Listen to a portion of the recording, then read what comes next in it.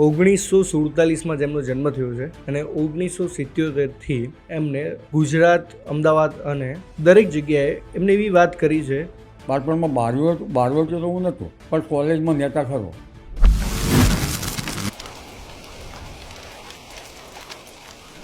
કુદરત માણસને ઘણું શીખવે છે. પ્રકૃતિનું નિરીક્ષણ એ જ વરસાદની આગાહી. પરંતુ આમાં મુખ્ય જોવા જઈએ તો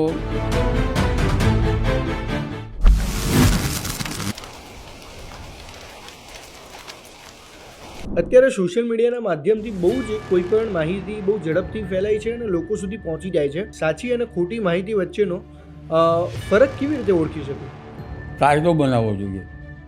જ્યારે તમે એકલા હોવ ત્યારે સૌથી પહેલાં વિચાર કયો કરો? ગન શિરોમણીમાંથી ભાસ્કરાચાર્યનું વાંચન કેટલું એમાં સારું, પછી પંચ સિદ્ધાંતિકામાં શું સારું. આજે લોકો તમને એવું કહે છે કે તમે ઇન્દ્રદેવના ભુવા છો. બોલો બેન કે બતાવો. આ તો ઇન્દ્રદેવના ભગત હોય ભાઈ, ભુવા ના હોય.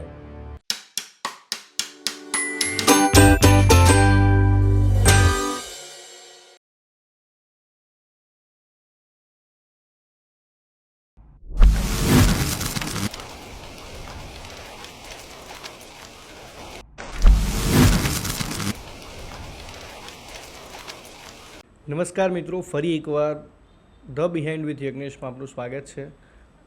1947માં જેમનો જન્મ થયો છે અને 1977થી એમને ગુજરાત, અમદાવાદ અને દરેક જગ્યાએ એમને એવી વાત કરી છે કે જ્યાં એમની વાત ક્યાંક સાચી પડી છે. એ વાતને લઈને લોકો રાજી પણ થયા છે અને હંમેશા ને હંમેશા એમની વાતો લોકો સુધી પહોંચે છે.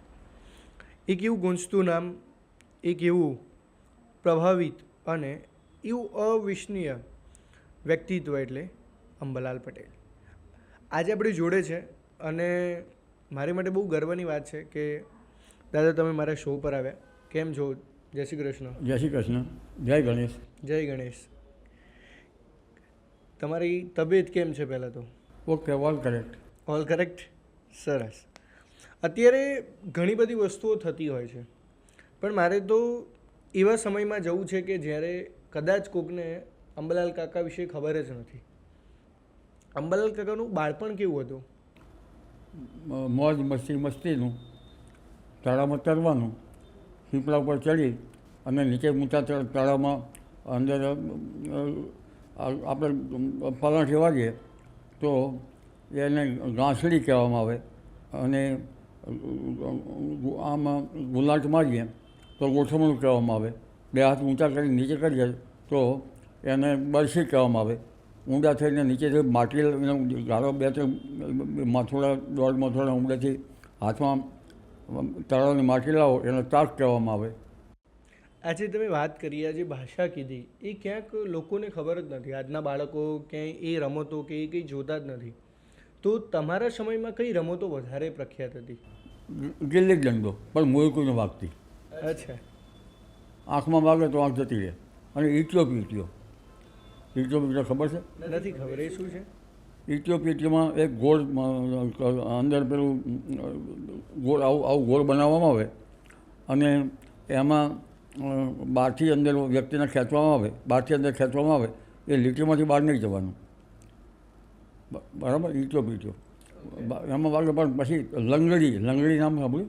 હા, લંગડી ખબર છે. લંગડી પછી હતું તું શું હતું તું? એ શું છે? એક લીટી દોરી હોય, સામે હોય, આ બાજુ હોય. સામે આપણે પેલા જે ત્યાં એને જવાનું અને એને કોઈ પકડી ના લે, અડીને જવાનું. પકડી લે, પગથી પકડી લે તો આપણે આઉટ થઈ જઈએ. પછી ધોકા દાવ. એક ધોકો અંદર રાખવાનો ઊભો અને અંદરથી ધોકા મારવાના. હા, ભાઈ હાથેલી.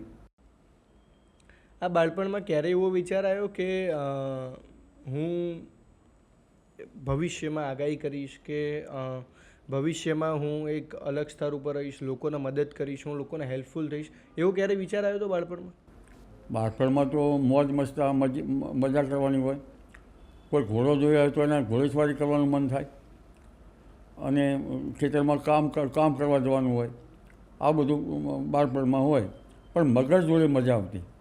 તળાવ મોટું અને પાણી તો દૂરથી ભરીને લાવવું પડે એટલે જે તળાવમાં અમારા બેન હોય કે અમારા મધર હોય એ પથ્થરો હોય તળાવનો, પથ્થરા ઉપર બેસી અને વાસણ સાફ કરતા હોય.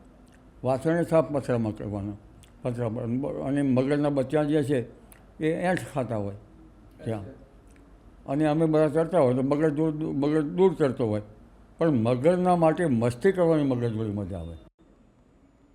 ક્યારે દાદા આટલું બધું જીવનમાં ઘણું બધું જોયું, ઘણા બધા લોકોને મળ્યા, એક અલગ સ્તર પર છો અત્યારે, તો ક્યારેય એકલા બેઠા હોય ત્યારે એવું વિચાર આવે કે કાશ આ ઉંમરે હવે ક્યાંક બાળપણ જોવા મારું મને પાછું, એવું ક્યારે વિચાર આવ્યો? આ પોડકાસ્ટ કરીએ છીએ એટલે બાળપણ યાદ આવે છે. બાળપણમાં બારવટીયો તો હું નહોતો, પણ કોલેજમાં નેતા ખરો. કોલેજમાં મને આનંદ આવે. અને નાનપણમાં તો બીજું તો શું હોય, પાણી જે પીવાનું હોય ને સાધન, એ બહાર ગયો તો પાણી તો તલાવડી હોય, તલાવડી ખ્યાલ આવે છે ને? તળાવ મોટું, તલાવડી નાની. તો એ તલાવડીમાંથી બતક હોય, બતક જેવું એક બતક જોયું પાણી પીવાની, અંદર જે માટલું મોટું હોય, બતક છે ને નાનું હોય, આમ પાણી આવી રીતે પીવાનું હોય, બાંધવાની હોય. એ બતક ભરે ગળેલું પાણી તો હોય નહીં, કશું થાય નહીં, ઇન્ફેક્શન ના થાય, કંઈ ના થાય. અને તળાવમાં જીતેલા ખાવાની મજા આવતી. શું જીતેલા એટલે? એક જાતનું એવું અંદરથી તળાવમાં થાય, એ આપણે લઈએ એટલે ફળ છે. એ ફળમાં અંદરથી ઝીણું ચીકણું નાના દાણાવાળું હોય, એ ખાવાની મજા આવે. એને જીતેલા કહેવાય. બજારમાં વેચાતા મળતા હતા. સિંગોડા તો બાજુમાં એને શેકેલા બજારમાં મળે, એ તો અત્યારે હાલે છે, પણ જીતેલા લોક થઈ ગયા. પણ ખાસ ખાવાની મજા આવતો તો દોડીના ડોડા. મેળામાં અમે જઈએ તો રસ્તામાં ડોડા ખાતા જઈએ. ડોડીને કાપીને આમ નાખે તો સિક્કો ખાવાની. પણ મેળામાં ખાસ કરીને 4 આના હોય તો બે આનાનું પાવો લેવાનો, પાવો વગાડવાનો, 2 આનાનું ખાવાનું. અને મેળામાં ચશ્મા લેવાના, કાગળના ચશ્મા. કાગળના ચશ્મા હોય, પાવો વગાડવાનો. આવું મેળામાં પણ આનંદ કરવાનો હોય. નાના બાળક જેવું અમે આનંદ કરીએ, યાદ આવે છે. પણ મગરની સાથે મસ્તી કરવાની બહુ મજા આવતી. મગર તો જરા તળાવના બહાર છે કે આમ ખૂણા પર ઊભો હોય, આમ ડોકું કાઢીએ. અંદર તળાવમાં તો મગર પાસે તમારી પાસે પૂંછડી મારે તો આપણે પડી જાય. મગરનું બહારનું કવચ જબરજસ્ત હોય, ખબર છે ને તમને? એના કાપા હોય. મગરને ઊંધો કરો એટલે પછી આખા જતી રહે. અને મગરના સંડાસથી પાટિયામાં લખાય. એમાં બાળકોને ખબર નહીં ના, એટલે મગર બહાર હોય એ સોટી લેવાની. મગરને ત્યાં અંદર સોટી તો તળાવની પાર ઉપર નાનો વરખડો હોય, એમાંથી નાની કાપી લઈએ. હવે બાળકોને ખબર નહીં. મગરને આમ મોઢામાં નાખીએ, મગર આમ કરે, નાખીએ આમ કરે. મગરના પ્રાણીઓની તાદેતમાં હતી, પ્રકૃતિ હતી. અત્યારે તો મગર ગરી જાય આપણને.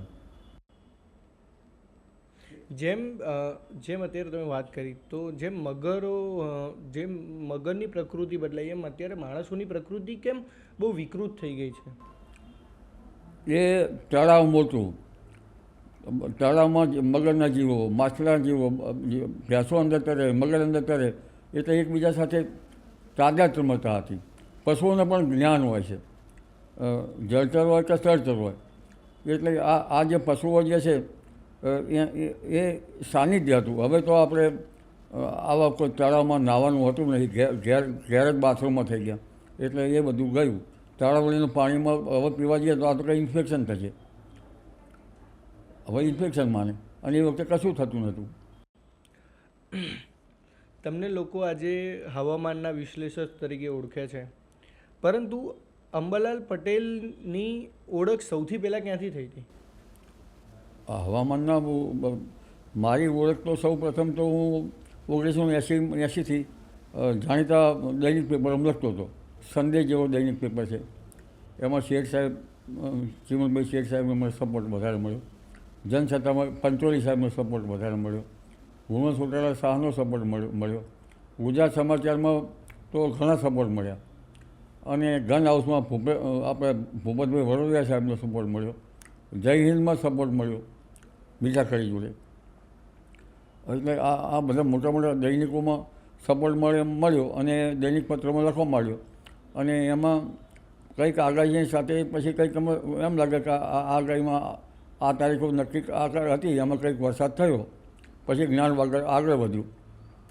હું સીડ સર્ટિફિકેટ એજન્સીમાં સર્વિસ કરતો હતો, ગુજરાત રાજ્ય બીજ પ્રમાણની એજન્સી.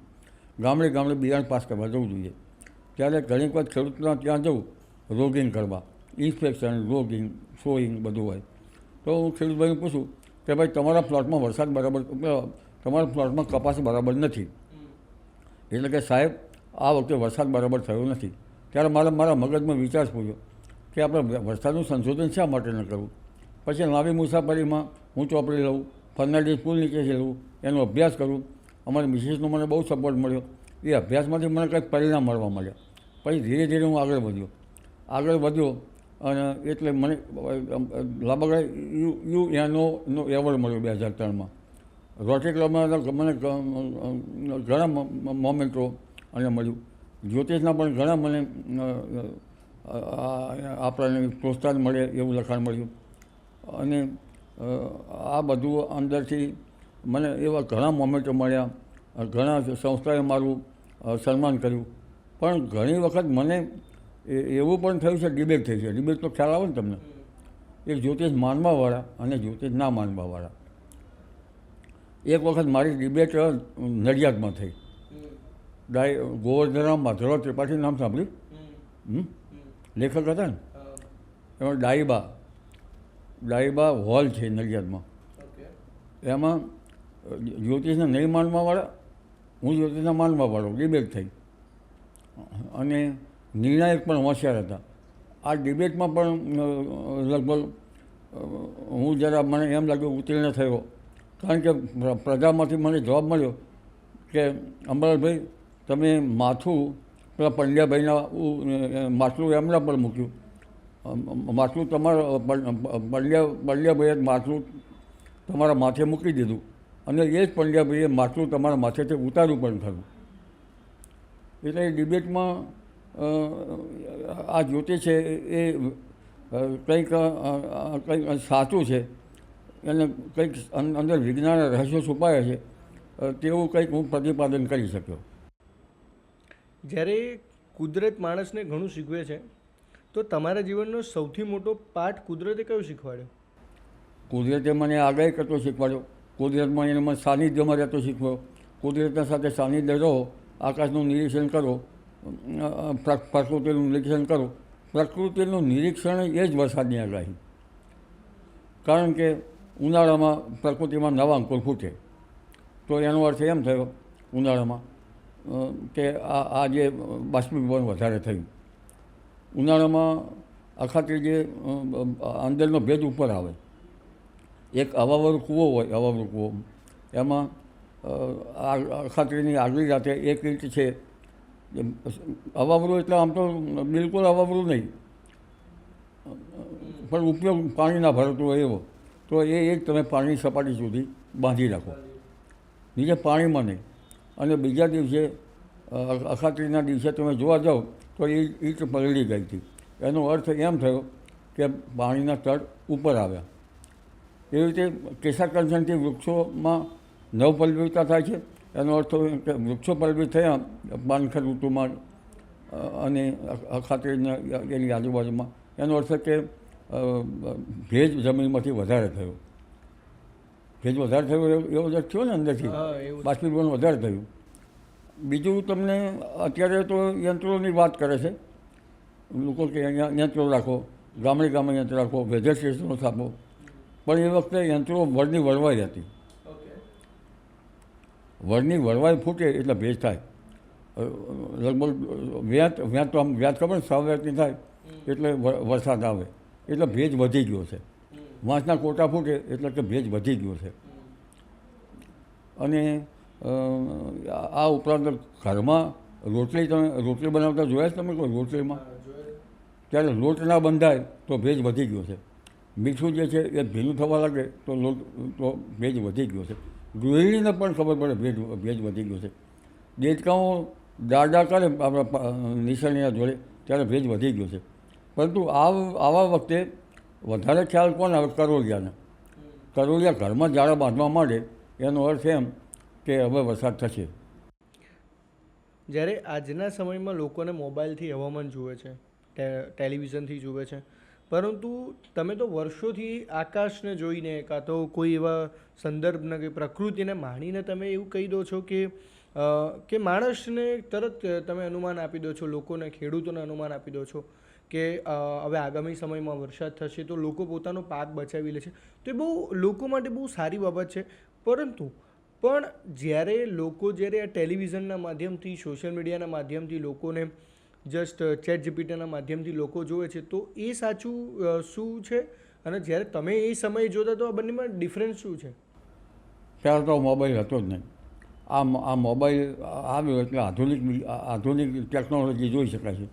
આધુનિક ટેકનોલોજીના સાથે અભ્યાસ કરવો પડે, નહીં તો ઘણા માણસો એમ કહે છે પરંપરાગત જ્ઞાન છે એ એમાં અંતરસ્પૂર્ણ છે, આમ છે તેમ છે. પણ પરંપરાગત જ્ઞાન તો આપણું ઘણા વર્ષોથી ચાલુ આવ્યું છે. પરંપરાગત જ્ઞાન જે એમને અંગ્રેજોએ સરાહના કરી હતી, એ પરંપરાગત જ્ઞાનને હમણાં જરા ગતમાં હાસ્યમાં ધકેલી દેવાતું હોય એવું અમને પ્રતીત થઈ રહ્યું છે. એટલે એ વખતે અમારે આકાશમાં જોવાનું, હવા પવન કઈ બાજુ છે એ જોવાનું, આ ઉપરાંત વાદળો બને છે એ જોવાનું. અને એ વાદળો વરસાદ મેઘનો ગર્ભ કહેવાય. એ લગભગ કારતક મહિનામાં પૂનમના કારતક વદના 15 દિવસ અને આગલો એક દિવસ એટલે લગભગ 16 દિવસ, આગલા એક 15 ને એક 16 દિવસ આગલા એ ઋતુની રાત્રિઓ કહેવામાં આવે છે. આકાશ રક્તવર્ણ થઈ જાય. અને માગસર સુદ બીજથી ચંદ્ર જ્યારે પૂર્વાષાઢા નક્ષત્રમાં આવે ત્યારે વરસાદ મેઘનો ગર્ભ બંધાય છે. આ ગર્ભ લગભગ 6.5 મહિને શ્રાવણ દિવસે વરસે છે. પણ આ વખતે વરસાદનો મેઘ બંધાયો નથી. વરસાદ મેઘ છે એ પંચનિમિત્તયુક્ત હોય. એને અલગ અલગ જાતના જેમ કે ગર્જના, વીજળી, આવા પંચનિમિત્તયુક્ત જે વરસાદ ગર્ભ બંધાય એ પૃષ્ઠ થયો ગણાય. ગર્ભના 10 ચિહ્નો છે અને આ ગર્ભ 6.5 મહિને વર્ષે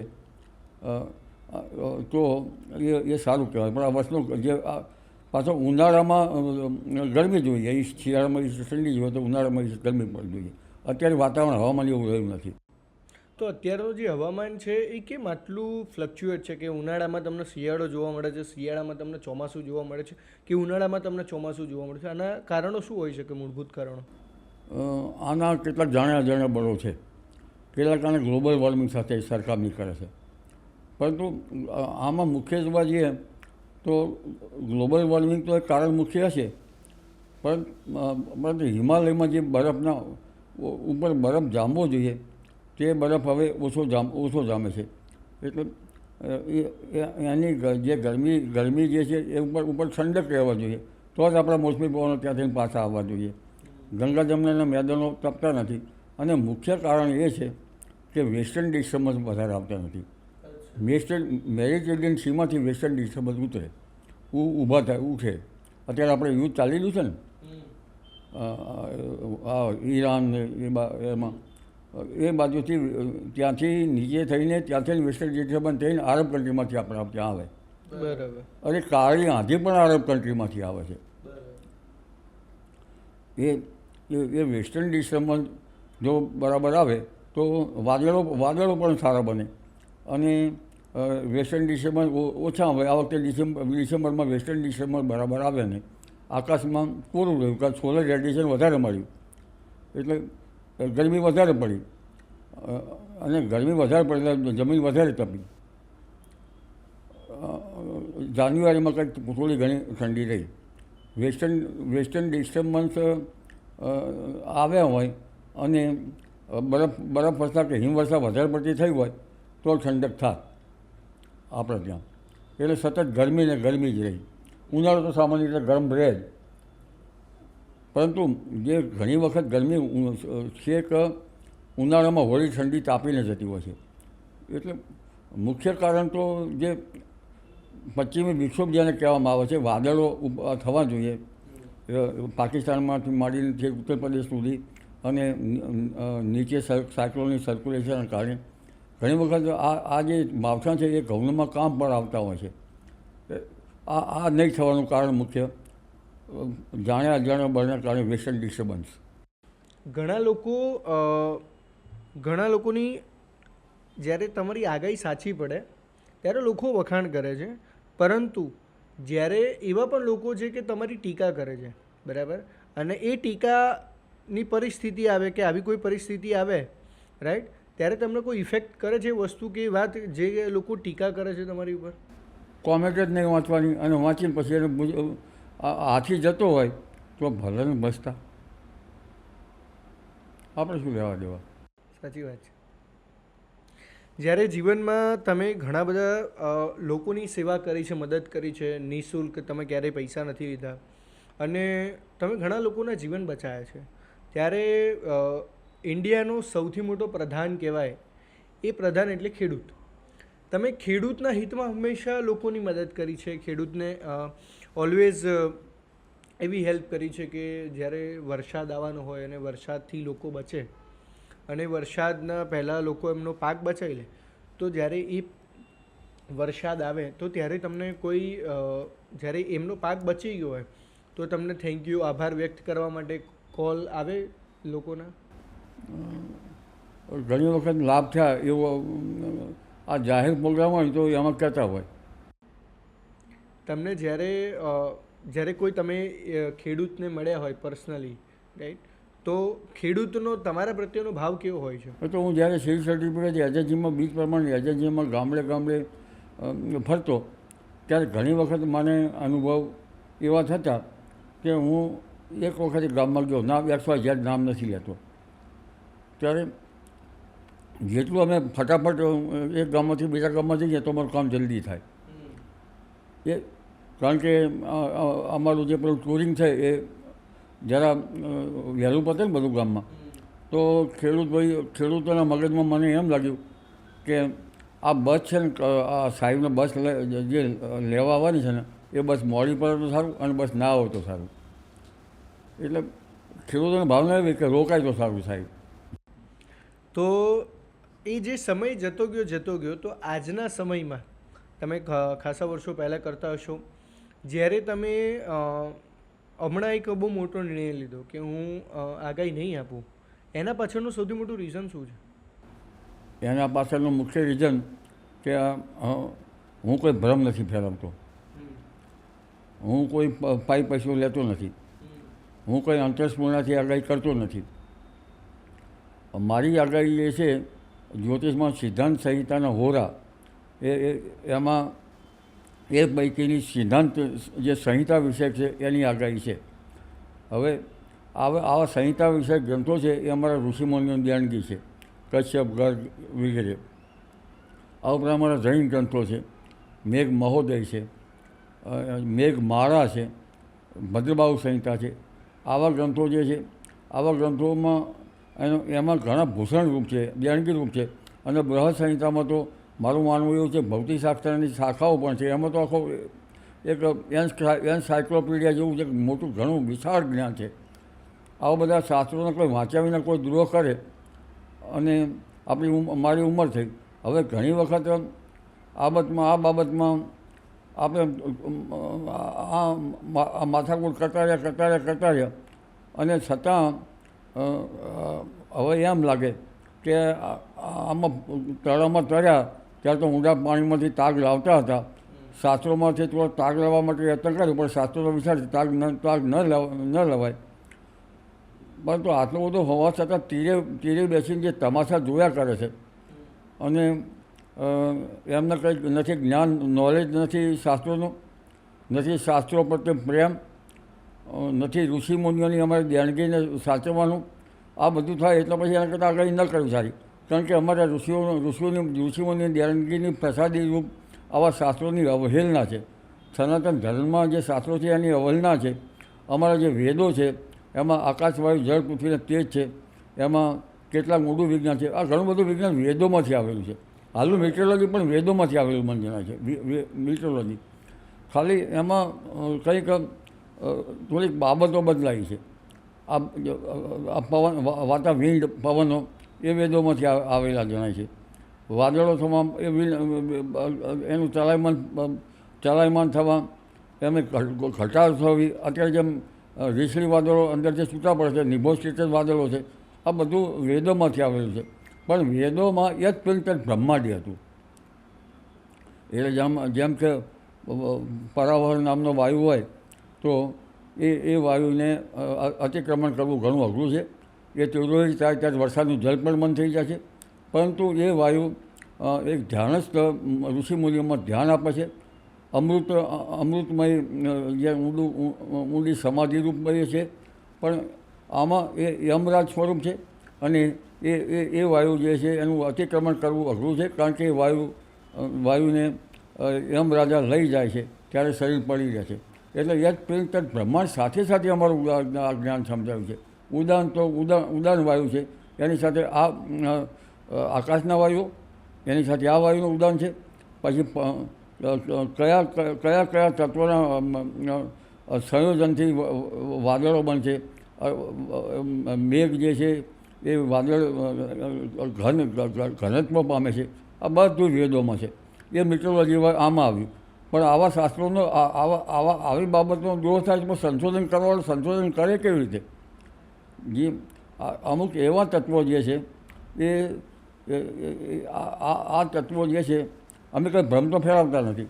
વાંચન કેટલું બધું વાંચન કરો ત્યારે યાદ રહે. આમાં ગણિત કરવું પડે. સિદ્ધાંત સંહિતાના હોરા, આમાં સિદ્ધાંતમાં તો ઘણું ગણિતની જ જરૂર છે.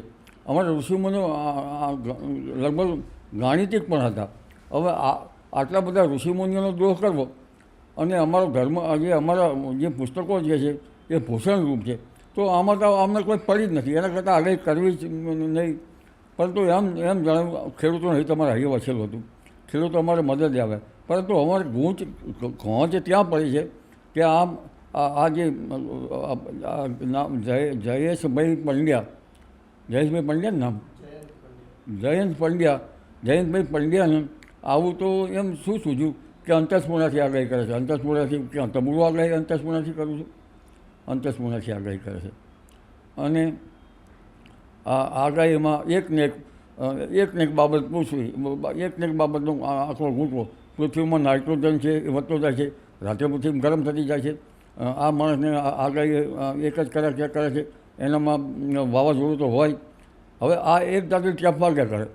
આવી ટેપ તો હું સવારે જ્યારે બેઠો હોય ને ત્યારે પેલી કેસર કેરી વેચવાવાળા આવે તો કહે છે કેસર કેરી આવી ટેપ વાગ્યા કરતી હોય છે. આ ટેપમાં મને કંઈક તમારો પ્રશ્નનો જવાબ આપો.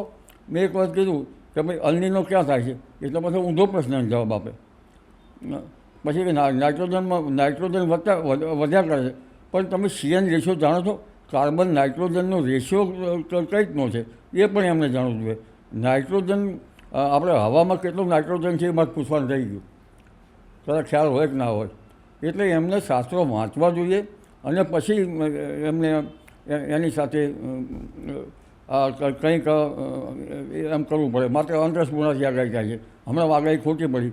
આગાહી તો અમે કહ્યું બરાબર થશે, કારણ કે આગાહી ખોટી પડી.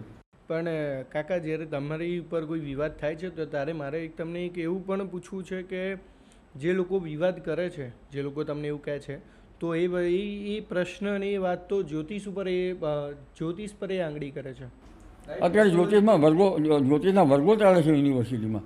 અને યુનિવર્સિટીમાં હવે જે આપણો જ્યોતિષ છે, મેં આણંદ ગયો હતો, મિત્રોની વિભાગમાં ગયો હતો, ત્યારે આપણું જે જ્યોતિષ છે એમાં કોઈને સંશોધન કરતાં મને બતાવ્યું. આપણા આસ્પેક્ટ છે, આસ્પેક્ટ ગ્રહોના અંતરો, ગ્રહોની યુતિઓ, ગ્રહોના કેન્દ્રયુગો, આ બધું મને એક ભાઈ બતાવ્યું. મેં તો કીધું આ તો આસ્પેક્ટમાંથી આવે છે, કે એમાંથી જ છે. તો એવું લાંબી પુસ્તકો આખું એ બનાવે છે. છતાં પણ આનો દ્રોહ થાય તો પછી આપણે એમ થયું કે આ બધું બાબતમાં આ વારંવાર કેમ ઘોંસ પરવણા કર્યા કરે છે. આમાં ટોટલ આપણા 4 વેદ છે. પહેલો ઋગ્વેદ છે, યજુર્વેદ છે, સામવેદ અને અથર્વવેદ. જે આપણા 4 વેદો છે એમાં પણ ચક્ર દાંતાવાળા ચક્ર નથી, એમાં પણ આપણું યંત્ર માટે છે. અને આપણા જે શાસ્ત્રોમાં છે, ખબર છે, વિમાન રાવણ પાસે વિમાન હતું, એમાં કેટલી ઘટિકાઓ હતી. વિમાન એવું કહેવાય છે અદૃશ્ય થતું હતું. તો આપણે અત્યારે રડાર ઉપર ના આવે એવા વિમાન અદૃશ્યતા બનાવ્યા જ હશે ને. આપણું બધું સાથે એમાંથી આવ્યું છે. જ્યારે મહાભારત યુદ્ધ ચાલતું હતું ત્યારે સંજય છે ધૃતરાષ્ટ્રને સમજાવતા હતા. તો અત્યારે ટીવી નથી સમજાવતા. આકાશનો ગુણ શબ્દ છે, શબ્દનો નાશ નથી થતો, તો અત્યારે મોબાઈલ નથી. આ શ્રદ્ધાનો વિષય છે, કારણ કે શ્રદ્ધા નહીં, વિજ્ઞાનનો પણ વિષય છે. પણ આ વિજ્ઞાન એ ઊંડું વિજ્ઞાન છે. પણ આને વિજ્ઞાન તરીકે પ્રૂવ કરવું, વિજ્ઞાન છે એક લેબોરેટરીનું અને એક લોંગ ટર્મ નથી, આ બ્રોડ ટર્મ છે. આ સુપર વિજ્ઞાન કહી શકાય. જ્યારે આ વાત કરી તમે કે વિજ્ઞાન છે, વિજ્ઞાનની વાતો થઈ રહી છે, પણ આજે જેમ કે તમે જેમનું નામ દીધું એ તમારી ઉપર અત્યારે જે કોન્ટ્રોવર્સી કરી રહ્યા છે, તમને એવું કહી રહ્યા છે કે આ આગાહીઓ ખોટી છે, રાઈટ? તો મારું એવું કહેવું છે કે લાખો ખેડૂતો સામે રહેલા છે, હજારો લોકો છે કે જ્યારે તમે આગાહી કરી તો એનાથી લોકોને ફાયદો થયો છે, લોકો બચ્યા છે, રાઈટ? તો આના વિશે શું કહેશો તમે? નાનો એવો અમસ્ત વર્ગ જે છે એ કદાચ નાના મોટા પુરાવા ઊભા કરી અને એક આ શાસ્ત્રનો દ્રોહ કરી રહ્યા હોય એવું માણસ છે. એક આવો વર્ગ છે. અમે તો નાનો એવો અમસ્ત વર્ગ ગણીએ છીએ, કારણ કે એમને જ્યોતિષ વાંચ્યું નથી. દીક્ષિત સાહેબનું વિદ્વાન દીક્ષિતશ્રીએ લખેલું અને સ્વર્ગસ્થ હરિહર ભટ્ટે જેનું ટ્રાન્સલેશન કર્યું છે એવો ભારતીય જ્યોતિષશાસ્ત્રનો ઇતિહાસ અમને વાંચવો જોઈએ, તો એમને ખ્યાલ આવે. એમને સિતારો શું એ ખ્યાલ છે. રણ પ્રદેશમાંથી જે આરબો ઘટા બકરા ચલાવતા હતા ત્યાં સિતારો એમ એ રણ પ્રદેશના માણસના આકાશમાં કેટલા વાગે શું વાગ્યું એ ઉપરથી ખ્યાલ આવે, આકાશ ઉપરથી. અને મારા મધર જ્યારે વલવા ઉઠે ત્યારે કે સગલું આટલા વાગે છે, એટલે શુક્રન તારો આટલો હોય તો આટલા વાગે હોય, તો એટલે એમને ખ્યાલ આવે. તારા ઉપરથી આપણે સમય નક્કી કરતા હતા. એ વિષ્ણુના માથે આવ્યો તો આટલા વાગ્યા છે. આવું આપણું ઉત્તમ દેણગીરૂપ તે સમય આપણે શાસ્ત્ર બતાવતું હતું. જે નક્ષત્રોથી આપણે એમાંથી કેટલાક તત્વો અનુભવતા હતા. વિષય લંબાણના કારણે, સમય સંકોચનના કારણે હું શોર્ટમાં કહીશ. સમય સંકોચન છે ને, સમયની વિષય સમય નથી રહ્યો ને, બાકી સમય સંકોચન છે ને. તો સમય સંકોચન છે તો મઘા નક્ષત્રનું પાણી સારું. નક્ષત્ર આવ્યું તો મઘા નક્ષત્રનું પાણી કેમ સારું? પુનર્વસનનું પાણી સારું નહીં. વરાપ થઈ કૃષિ કાર્યો કરવા સારા, નહીંતર પાક પીળો પડી જાય. પુષ્ય નક્ષત્રનું પાણી સારું. હવે આશ્લેષા નક્ષત્રનું પાણી સારું નહીં. જો લીલામાં કંઈ ખેતી કાર્યો કરવામાં તો પીળા પડી જાય. તો આવા ખેડૂતોને આ બધી ખબર છે. હવે આકાશમાં જોવા જઈએ તો તમે આકાશમાં સૂર્યને જોઈ શકો છો? નહીં જોઈ શકે. એ નહીં, દિવસે આમ જોઈ શકીએ છીએ, પણ આંખો અંજાઈ જાય છે. આંખો અંજાઈ જાય એ બરાબર છે. જ્યારે ગ્રહણ, રાહુ ને કેતુ ગ્રહ છે, છાયા ગ્રહ છે ને, આકાશમાં દેખાતા ગ્રહ તો નથી ને. એ ક્યારે દેખાય ખબર છે? જ્યારે ગ્રહણ થાય ત્યારે, ગ્રાસ થાય, ખંડ ગ્રાસ થાય ત્યારે લગભગ ઘણો ભાગ એમાં થઈ જાય. ઘણી વખત તો સૂર્ય કેટલાક ગ્રહો કંકણાવતી હોય છે, કેટલાક ગ્રહો ખંડગ્રાસ હોય છે, ખલગ્રાસ હોય છે. હવે આવું જ્યારે ગ્રહણ થાય તો એમાં રાહુ ગ્રાસ કરે છે ને, સૂર્ય કે ચંદ્ર જે અંદર આવે છે એ સૂર્યને ગ્રાસ કરવા જાય છે ને, તો એ ગ્રહણ તમે નરી આંખે જુઓ છો, કેમ જોતા નથી? કેમ નથી જોતા? આંખમાં નુકસાન કરે છે ને. તો એમાં તમારે અંદર એ સનગ્લાસ પહેરવા પડે છે, એ બધી બાબતો પહેરવું પડે છે. તો રાહુ કેતુની અસરો આટલી બધી છે, રાહુની અસર, કે જો તમારી આંખોને પણ નુકસાન કરી શકે છે. તો પછી આ બાબત તમે માનતા કેમ નથી કે ભાઈ રાહુ કેતુનું નથી, આ તો ગ્રહણ માત્ર વિજ્ઞાનનું છે? પરંતુ હવે પછીનું ગ્રહણ ક્યારે થશે એ મને સમજાવો. અમારા ઋષિમુનિએ તો ગણતરી કરી હતી, સારો ચક્ર હતા. તો કંઈ આ બધી અસરો, ચરાચર અસરો તો થાય જ છે ને.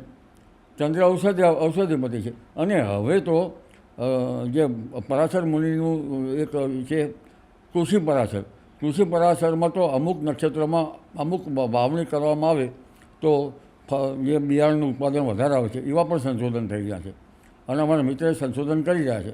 તો આટલું બધું નક્ષત્રોમાં અમારા ઋષિમુનિઓનું જ્ઞાન હતું, તો આ કશું વાંચવું નહીં અને માત્ર આ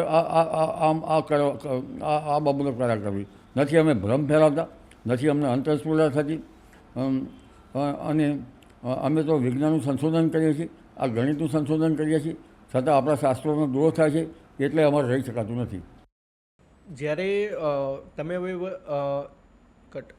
જ્યારે તમે હવે એવો નિર્ણય લીધો છે કે જ્યારે હવે તમે આગાહી નહીં કરો, તો શું તમે ફરીવાર એ નિર્ણયને પાછો લઈને તમે આગાહી કરશો? અમે આગાહી એટલા માટે નથી કરતા કે આ ગાડું અમે ગોંધમાં પડ્યું છે. એમાં એક્ટ ઇન્ડિયન પિનલ કોડ તો મને ખ્યાલ નથી, પણ આમાં કંઈક એક્ટ આવે છે, અંધશ્રદ્ધા નિર્મૂલ એક્ટ. તો એમાં એક્ટમાં કઈ કઈ કલમો છે, કઈ કઈ બાબતો છે, એ અમને જરા જાણકારી તો છે, પણ કઈ બાબતમાં આ મુશ્કેલ અડચણરૂપ થાય છે એ જાણવું છે. એ જાણ્યા પછી તો અમે આગાહી કરવાના છીએ. પરંતુ આમ છતાં અમે વિચાર વિનિમય માટે તો આગાહી કરીએ છીએ, અને એક બાજુ અમારું આધુનિક ટેકનોલોજી અને એની સાથે પરંપરાગત જ્ઞાનની અમે સરખામણી કરીએ છીએ. એ તો આગાહી આજે અમે સવારની ફોરકાસ્ટ આગાહીઓ કર્યા જ કરીએ છીએ. જ્યારે અત્યારે હાલના સમયમાં ભગવાન જગન્નાથ પધારવાના છે 2 દિવસમાં, તો શું આ રથયાત્રામાં વરસાદ આવશે કે નહીં? આ રથયાત્રામાં વરસાદના છાંટા પડવાની શક્યતા છે. લગભગ અમદાવાદમાં પડશે, રાજ્યના ઘણા ભાગમાં પડવાની શક્યતા રહેશે. પરંતુ અષાઢ સુદ બીજની વીજળી થાય તો સારું. વીજળી વિનાના મેઘો વરસતા નથી, અને વીજળી વરસાદનો માર્ગ બતાવે છે. અષાઢ સુદ બીજની સમીસારની વીજળી થવી સારી. જો સમીસારની વીજળી સફેદ સળપાકાની થાય તો સારી, અને એ વીજળી લગભગ લાલ ભડક થાય તો વાયરો ફૂંકાય. એવી રીતે અષાઢ સુદ પાંચમની વીજળી જોવામાં આવે છે. આ બંને દિવસે ના થાય તો અષાઢ સુદ નોમની વીજળી જોવામાં આવે છે. એક આ કુદરતી લિપિ છે. અને આ ભડલી વાક્યો કરે છે. ભડલી વાક્યો તો અંગ્રેજીમાં એનું ટ્રાન્સલેશન થયું છે. આપણા ગ્રહોનો જે સ્ટેટિસ્ટિકલ રિવ્યૂ એ પણ હવે ઇંગ્લિશમાં લેખકોએ ટ્રાન્સલેટ કર્યું છે. ત્યારે ઘણા જે એવા બાબતો છે જે સન્માનીય વ્યક્તિઓ છે કે આ બાબત જે છે એને સહજમાં લઈ લે છે. બદલી વાક્ય અને આ સહજમાં લઈ એને અંતસ્ફૂર્ણાથી જોઈન કરી દે છે. તો વળી જો ક્યાંના શીગડા જોઈન કરે છે. હવે આમાં નેગેટિવ ને પોઝિટિવ શીગડા તો જોઈન કરે છે, પણ બંને શીગડા તો ભેગા થઈ ગયા ને તો સ્પાર્ક થાય. અને ઘણી વખત આ શીગડાઓ જો થઈ ગયા, ઘણા જો ભેગા થઈ ગયા તો એમાં કરંટ પણ લાગી શકે. આ જ રથયાત્રામાં જો ભગવાન જગન્નાથ ઉપર વરસાદના છાંટા વરસે તો, અને વરસાદ પડ્યો કે વરસાદના છાંટા આવ્યા, તો પછી લોકોનું પર્સપેક્ટિવ, લોકોનો જોવાનો નજરિયો કેટલો બદલાઈ જશે તમને? મારે તો આગાહી જ કરવાની આમાં. લોક તો જન સમુદાય છે, એને હું સતત વંદન કરું છું. અને કૃષિ વલ્લોને પણ વંદન કરું છું, ભાઈઓ બહેનો માતાઓને વંદન કરું છું. અને રથયાત્રામાં તો જે ભગવાન છે, ભગવાન જગન્નાથનો તો પહેલાં મારે વંદન કરવા જ પડે. કે કૃષ્ણ કાર્યો જે છે એનો તો બધા કૌતુક રચ્યા છે. હવે એક કૃષ્ણ કાર્ય દ્રૌપદીના ચીર પૂર્યા, પણ આ તો એમ કહે છે કે દ્રૌપદીને ચીર પૂર્યા નથી એવું કોઈ મને કહે, અને તો અંતસ્ફૂર્ણાથી દ્રૌપદીને એમ લાગ્યું હતું, તો પછી મારે શું માનવું? આમાં મારે કહેવું છું એ જ મને સમજાતું નથી. ભગવાન જગન્નાથની રથયાત્રા નીકળશે એ તો આનંદનો વાત છે. આનંદની વાત છે. અને લોકો બહુ જ અત્યારથી ગુજરાત પોલીસ અને ડેપ્યુટી CM હર્ષ સંઘવી સાહેબ આપણા અત્યારે હાલ દરેક લોકો લાગી ગયા છે ભગવાનને વેલકમિંગ કરવા માટે. દરેકને એક હર્ષો ઉલ્લાસ, એક જાણે અમદાવાદની અંદર, ગુજરાતની અંદર. હું તો અમદાવાદમાં હતો પહેલો. રથયાત્રા હું જ્યાં સર્વિસ કરતો હતો ત્યાંથી જ નીકળતી હતી. અને રથયાત્રા તો આપને આનંદ, અન્યને આનંદ, એમાંથી જે ઉપરથી કૌતુકો થતા એને આનંદ. પણ મુખ્ય જ્યારે તે હાથી ભડકે નહીં એ જોવાનું.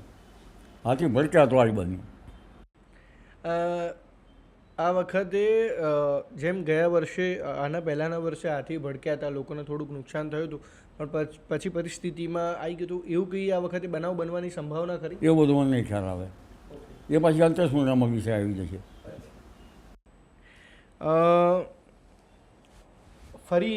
ફરીવાર તમને સવાલ કરું છું આનો આજ રથયાત્રાવાળો, કારણ કે થોડુંક ક્લિપમાં નથી બરાબર આવ્યું, એટલે ફરીવાર તમારે એક જવાબ આપવો પડશે ખાલી રથયાત્રાનો. શું આ રથયાત્રાની અંદર વરસાદ પડશે કે નહીં પડે? છાંટા પડવાની શક્યતા છે. એની શક્યતા કેટલી શક્યતા અને કેટલી સંભાવના છે? લગભગ 60-70%. એટલું ગણી શકો. આ તો એક્ઝમ્પશન કહેવાય અને પ્રોબેબિલિટી કહેવાય. પ્રોબેબિલિટી તો આવે છે ને અભ્યાસક્રમમાં. 100%. કોએફિશિયન્ટ કોરિલેશન પણ આવતું હોય. આજે ક્લાઇમેટમાં ઘણા બધા સમાચારમાં જોવા મળે છે, ક્લાઇમેટમાં ચેન્જીસ આવે છે, સમાચારમાં જોવા મળે છે, પરંતુ વાસ્તવિક જ્યારે બને છે, વાસ્તવિક ઘટના બને છે, આપણે આજથી નહીં આ બદલાવ ક્યારથી લાવી શકીએ છીએ? Climate change. વરસાદ વધારે પડે તો ક્લાઇમેટ ચેન્જ, વરસાદ ઓછો પડે તો ક્લાઇમેટ ચેન્જ, દુષ્કાળ પડે તો ક્લાઇમેટ ચેન્જ.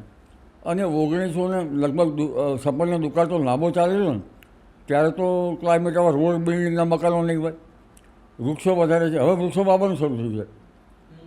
એક બાજુ વૃક્ષો કાપાય, હવે કંઈ વૃક્ષો વાવો.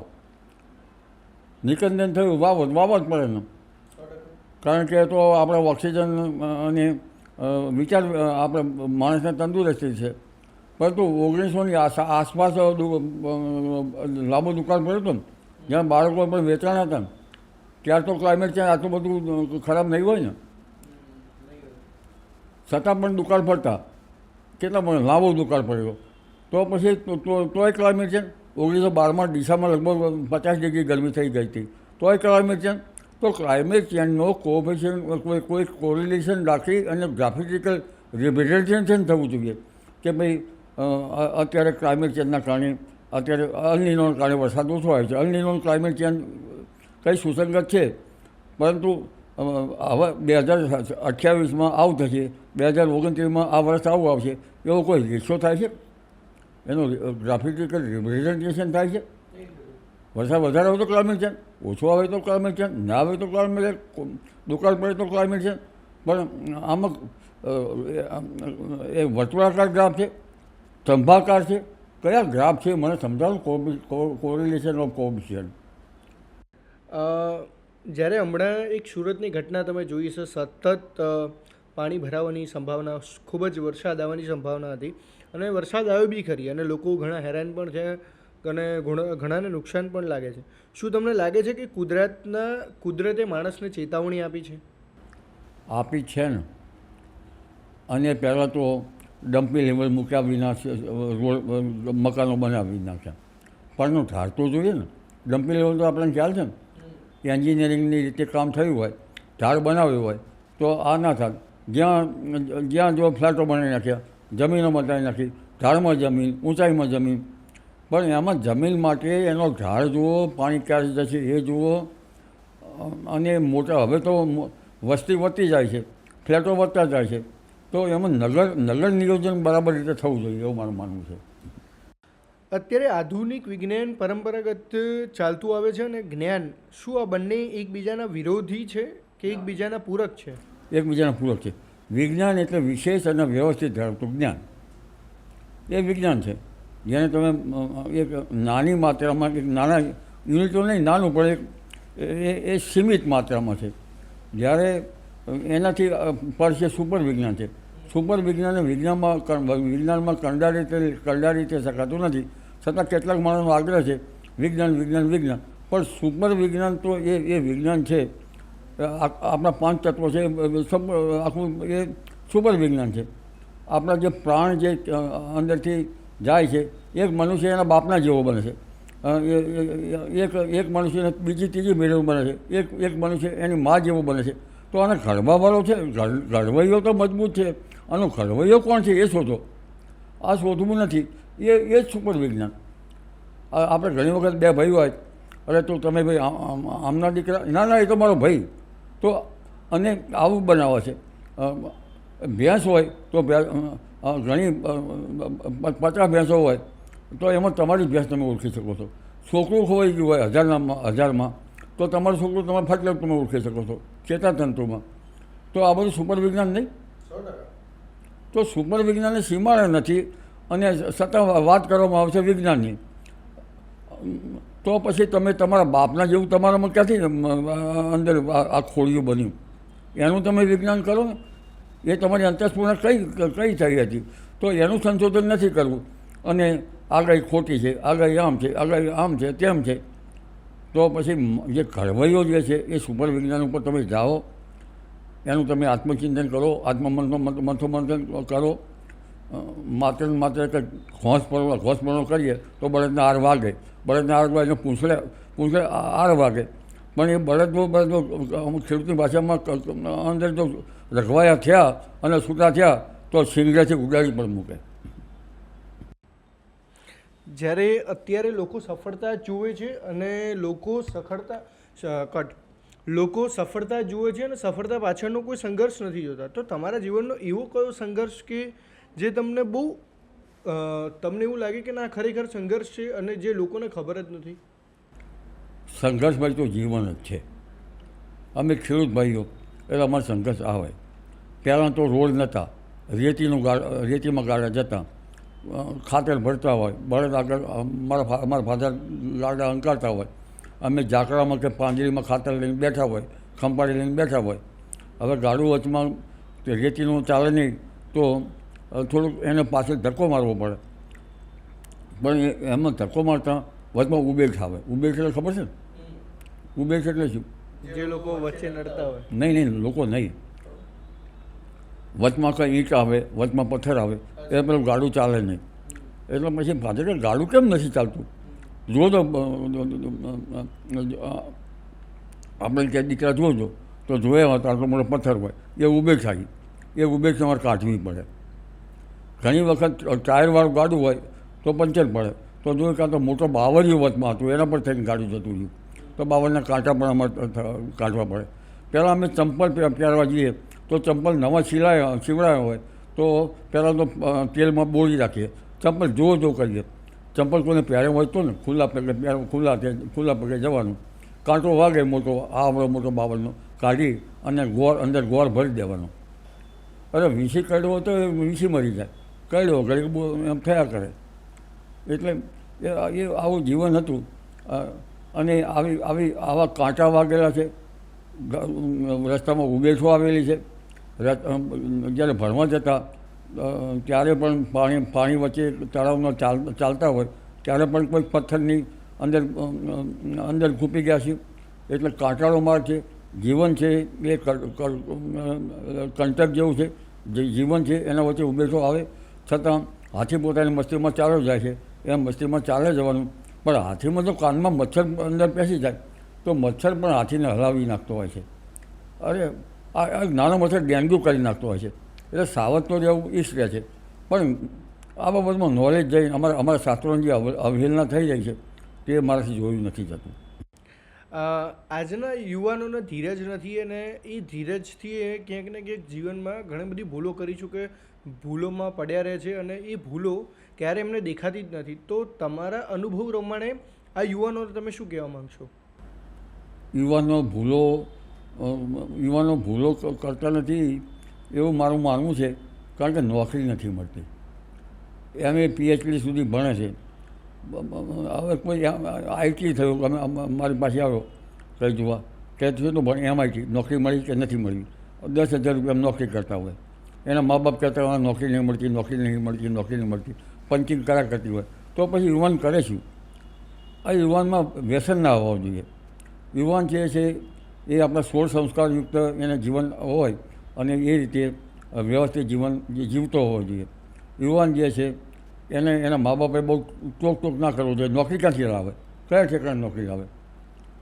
શું ધાર પાડવા જાય? બારબટીઓ છે યુવાન તો યુવાન જ છે. પણ એને કંઈક રોજગાર આપવો. યુવાનમાં આજે સ્વામિનારાયણ બધા કહેવાય ને પણ કેટલીક ધાર્મિક સંસ્થાઓ જે છે, મત ગમે તે ધર્મ હોય, ધર્મથી ધારણ થાય છે ને ધારણથી પણ સંસ્કાર આવે છે, ગીતા વાંચવાથી પણ સંસ્કાર આવે છે. આવા સંસ્કાર આપવા સારા, અને વ્યસનોથી દૂર રહો. તો જો વ્યસનથી દૂર રહેશે, ચિંતન કરશે, ભક્તિ છે એ પણ એ પણ સંગતને સુધારવાનો એક માર્ગ છે. અભિમન્યુ તો એમની મારા કોઠામાં જ ભર્યો હતો ને, આપણા 16 સંસ્કાર હતા ને, તો યુવાનો ભટકી ગયા છે એવું ના કહી શકાય. યુવાનોને ભટકવામાં આવ્યા છે ત્યારે ટોર્ચરિંગ થતું હોય, શિક્ષણ વધારે હોય, મા બાપના ફીથી અંદર ભણ્યા હોય, તો પછી યુવાનો કરે શું? યુવાનોને રોજગારી મળવી જોઈએ. અને અત્યારે તો યુવાનો બિચારા એમ કે હું ક્યારે પગભર થઈશ એમ કરતાં યુવાનો 35-40 વર્ષ થઈ જાય છે, તોય પછી એને કન્યા નથી મળતી. અને કન્યાઓ જે છે એ યુવાનો શોધમાં હોય છે, કન્યાઓ મોટી થઈ જાય છે. એટલે આ બધી બાબતોમાં એક રેશિયો પણ ઘટી ગયો છે. અમે જ્ઞાતિના ગણીએ, પણ અત્યારે કન્યાઓ, આદિવાસીની કન્યાઓ પણ લાવવી પડે. આદિવાસીમાં સમાજમાંથી કન્યા મળે તો ત્યાં પણ લાવવી પડે છે. વર્ણો ભૂસાઈ રહી છે. હવે જે વર્ણનું માનવામાં આવતું હતું એ ગયું છે. એટલે લગ્નમાં જે છે એ રોજગારી ન મળવાના કારણે કન્યાઓ મોટી ઉંમરની થાય છે. રોજગારી કન્યાઓ એમ કહેતા કમાતા નથી આ ભાઈ, તો એના કારણે એ વરપસંદ કરી શકતી નથી, જેના કારણે આ કંઈ એવું જ બની રહ્યું છે કે મોટી ઉંમર થાય છે. આ બધી બાબતનું મંથન કરવું પડશે. અને જ્યારે આજે મને એક વિચાર આવ્યો મન કે જો તમને 25 વર્ષની ઉંમર અત્યારે જે તમારી એજ છે એના કરતાં તમને કદાચ 25 વર્ષના તમે અત્યારે હોવ અને ફરી જીવન તમને શરૂ કરવાનું હોય તો તમે શું કરો? ભક્તિ કરવું, કામ કરવું, નવું શોધવું. કશું ના ખબર પડે ને તો એમાં શોધું કે આ ઘંટી ચલાવવા જેવું છે, ઘંટીમાંથી આપણને સારો બકરો મળશે. હું તો પછી જ્યારે નાની ઉંમરનો હતો ત્યારે મારે ઘર ઘંટી બનાવી, ત્યારે પણ મશીનની, રસ્ટેલ મશીનની. અમારે મિશી દૂરથી પાણી ભરી લાવે, એને પાણી ભરી કોણીમાં બહુ પાણી ભરવું પડે અને ખટપટ થાય. મારા કપડાં કાણા જ હોય, મોબિલનો ઓઇલ ભરવું પડે. પણ એ ઘંટીમાં કમાણી થાય છે, કંઈક ને કંઈક શોધવાનું. ઘંટી કરી હતી યુવાનીમાં. શું એવી કોઈ આગાહી છે જે તમને વ્યક્તિગત કોઈ શરીરને કે તમારા મનને કોઈ હાનિ કે દુર્ગતિ પહોંચાડી ગઈ હોય? મને તો દુર્ગતિ પહોંચાડી ગઈ એવું ના કહી શકાય, પણ ઘણી વખતે એવી આગાહીઓ જે છે એના કારણે આપણે ભોગવવું પડ્યું હોય. જેમ કે ભૂકંપની આગાહીમાં કંઈક વેઠવું પડ્યું હતું. ઓકે, હમણાં જે ઘટના ઘટી રહી છે, જે હમણાં ઘટવાની છે કે ઘટી રહી છે, એ મત પ્રમાણે તમારા મતે માણસને કુદરતને સમજવાનો પ્રયાસ વધુ કરવો જોઈએ કે પછી એને વધારે જીતવાનો? અમારા માનનીય ગૃહમંત્રી શ્રી અમિત શાહ સાહેબને ઓળખો છો આપણે? એમાં વૃક્ષોની ચેતના તો અત્યારે કરી છે, વધારે વૃક્ષો વાવો એ સારું જ છે. આમાં નેચર ફર્સ્ટ છે એવા પણ અમારે એ પ્રાધાન્ય આપવામાં આવે છે. અને અમે તો ઘણી વખત પ્લાસ્ટિક વ્હીલમાં પણ ગયેલા છીએ. એટલે નેચર ફર્સ્ટ છે એ હવે બસ સમજાયું છે, આપણા ગૃહમંત્રીશ્રીએ સમજાવ્યું છે. અને પણ મોડે કંઈક સમજાવ્યું તો ખરું ને. મોડે પણ માં તું જ છે જ્યોતિર્મય. અત્યારે સોશિયલ મીડિયાના માધ્યમથી બહુ જ કોઈ પણ માહિતી બહુ ઝડપથી ફેલાય છે અને લોકો સુધી પહોંચી જાય છે, પણ લોકો સાચી અને ખોટી માહિતી વચ્ચેનો ફરક કેવી રીતે ઓળખી શકે? કાયદો બનાવવો જોઈએ. ઘણી વખત એઆઈમાં એવું જનરેટ કરે કે કોઈ રાજકીય નેતા હોય, ઉપરથી રાજકીય નેતા બહુ સારા હોય અને નીચે એને કંઈક સ્ત્રીનો વેશ પહેરાવે, નચાવે, ઉપર આમ નાચે. આવું ના કરવું જોઈએ. જ્યારે એક વિશ્વસનીય વ્યક્તિ છે, એક માનનીય વ્યક્તિ કોઈ છે, એની સાથે અત્યારે લોકો પોતાના સોશિયલ મીડિયાના પેજ વધારવા માટે જે વિડીયોઝ, જે એઆઈ જનરેટેડ વિડીયોઝ, ફોટોઝ કરી રહ્યા છે, કેટલા અંશે ખોટું છે? રમૂજ ફરની કે રમૂજ કરતા હોય તો બરાબર છે, પણ હાનિ પહોંચાડવી હોય તો એવું ન કરવું જોઈએ. પણ યુવાનો જે છે એને ઘણી વખત રમૂજ આવતી હોય છે. ચેન્જી તમને ખબર છે? ચેન્જી વધારે રમૂજ છે. તમારા જીવનમાં એવું કોઈ પુસ્તક ખરી કે તમે કોઈ પણ વ્યક્તિને કહેવા માગશો કે વ્યક્તિનો અનુભવ કે તમારા વિચારસરણીને બદલી નાખી છે, કે એ પુસ્તકે તમારું જીવન બદલ્યું છે? ગીતાજી. આજે સોશિયલ મીડિયાનો જમાનો છે, વેબ સિરીઝનો જમાનો છે અને મૂવીનો જમાનો છે.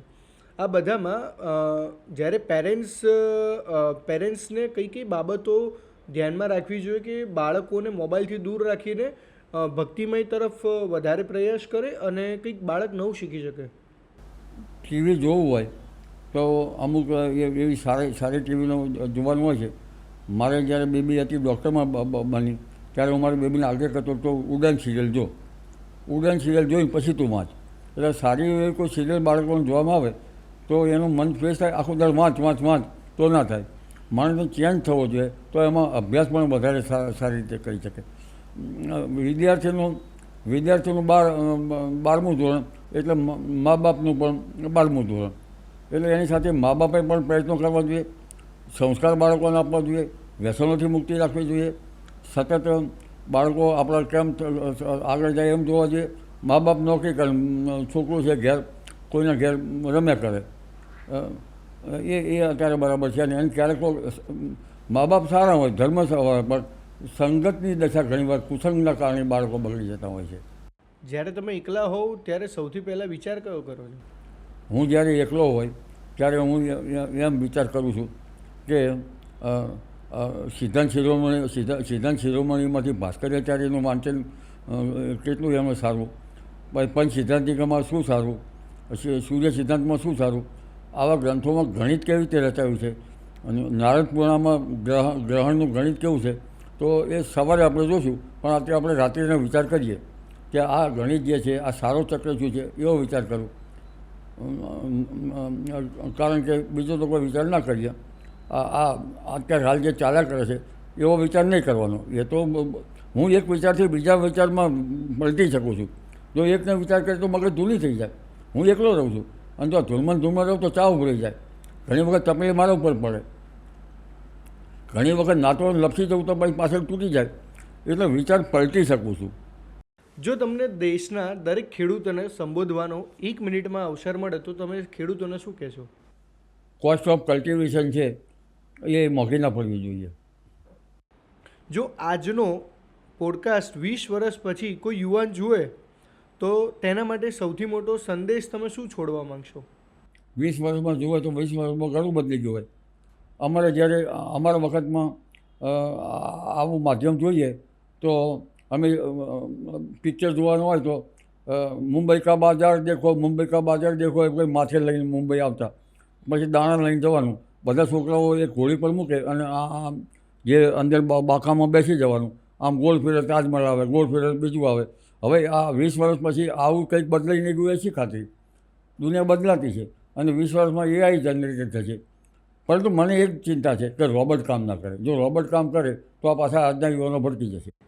પણ અત્યારે રોબોટ ખરેખર કામ કરી પણ રહ્યા છે અને રોબોટ આવી પણ ગયા છે. એઆઈના જમાનામાં અત્યારે IT સેક્ટર આખું જ બહુ નૈશત પ્રમાણમાં રહ્યું છે. ઘણા બધા લોકોની જોબ જતી રહી છે. તો એ લોકો શું કરશે આગામી સમયમાં? એ બધું શું મંજીરા વગર અત્યારે કરશે, શું કરે? એ તો આપણે બધાને એ જ વિચારવાનું છે. એ તો વિચારવાનું છે.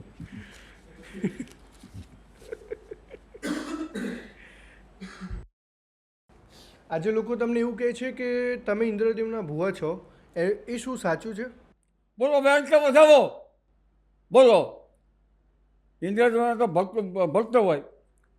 આ તો કોઈ ઝોંપડી શીખોતર કે માં ખોડિયા તો સારા હોય, પણ આ કંઈ મેળડી નથી. ક્યાંથી આવી છે મેળડી? આ તો ઇન્દ્રદેવના ભગત હોય ભાઈ, ભુવા ના હોય. એટલે આ લોકોમાં વધારે અંધશ્રદ્ધા ફેલાવવાનો એક માધ્યમ છે. અંધશ્રદ્ધા આ તો ઇન્દ્રદેવમાં તો ભક્ત હોય, આમાં ક્યાંથી ભૂવો હોય? પણ ભૂવાને મેં ગામમાં જોયેલા છે તો વેણ વધાવો કરું છું. ઘઉંના દાણા લાવ્યા છો? લાવો ઘઉંના દાણા. અને પછી બોલાવો કોઈ મેરડીને અને વગાડો ઢોલ. આજે ખરેખર કે એવો અનુભવ કે અત્યાર સુધીમાં લોકોએ ક્યાંય સાંભળ્યું જ નહીં હોય કે ન ક્યારેય જોયું હોય. અને થેન્ક યુ સો મચ, તમે મારા શો પર આવ્યા. મને ખૂબ જ આનંદ આવ્યો કે આભાર આપનો. તમે મારા શો પર આવ્યા અને ઘણા બધા લોકોને આનાથી પ્રેરણા મળશે. રથયાત્રા વિશે તમે જ્ઞાન આપ્યું અને જીવનને જીવવા અને સાચું શું છે અને સાચા ખોટાનું માર્ગદર્શન આપવા માટે ખૂબ ખૂબ આભાર. આજે માત્ર હવામાન વિશે નહીં પણ તમે દુનિયાને લોકોને સચોટ બતાવ્યું કે ટ્રુ ફેક્ટ શું છે, શું સાચું છે, શું ખોટું છે. લોકો ક્યાંક એવું કહે છે કે ભુવાજી છો, કોઈક એવું કહે છે કે ખોટી ખોટી ટિપ્પણી કરે છે, છતાં પણ તમે લોકોને સપોર્ટ, ખેડૂતને સપોર્ટ આપતો નિર્ણય લઈને લોકોના માર્ગદર્શન કે લોકોના હિતમાં આજે વાત કરી. ખૂબ જ આનંદ આવ્યો અને ખરેખર આજે અકલ્પનીય કે મેં તો ક્યારેય સાંભળ્યું જ નહોતું. અમુક એવા શબ્દો કે જ્યારે મેં તો મારા બાળપણમાં જોયા જ નથી, કે એ રમતો કે મેં મારા બાળપણથી નહીં અત્યાર સુધી ક્યારેય સાંભળી નથી, એવી જાણવા મળી. બાળપણથી લઈને રથયાત્રા સુધીનો સમય આજે તમને અહીંયા જોવા મળશે. Thank you so much. ફરી એકવાર પોડકાસ્ટમાં મળીશું અને એવા ગેસ્ટ સાથે મળીશું કે કલ્પનીય હશે અને લોકો અને તમને બહુ મજા આવશે. શું આ પોડકાસ્ટ અને મારી વાત અને અંબાલાલ કાકાની વાત ગમી હોય તો આ વિડીયોને શેર કરજો, લાઇક કરજો, સબસ્ક્રાઈબ કરજો અને બેલ આઇકન દબાવવાનું ભૂલતા નહીં. કારણ કે મારી ચેનલ પર નવા છો તો તમને આવા નવા ગેસ્ટ જોવા માટે સબસ્ક્રાઈબ આજે જ કરો.